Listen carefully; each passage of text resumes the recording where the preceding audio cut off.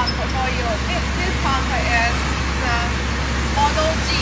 The pressure of it 1400 bar.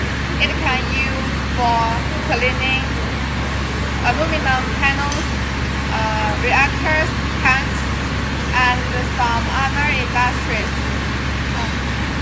This is the stepping box. It has 3 plungers, so there are 3 stepping boxes. One of them is being assembled. Look at this, it put in there. And inside the pump is the valve. This is the release valve.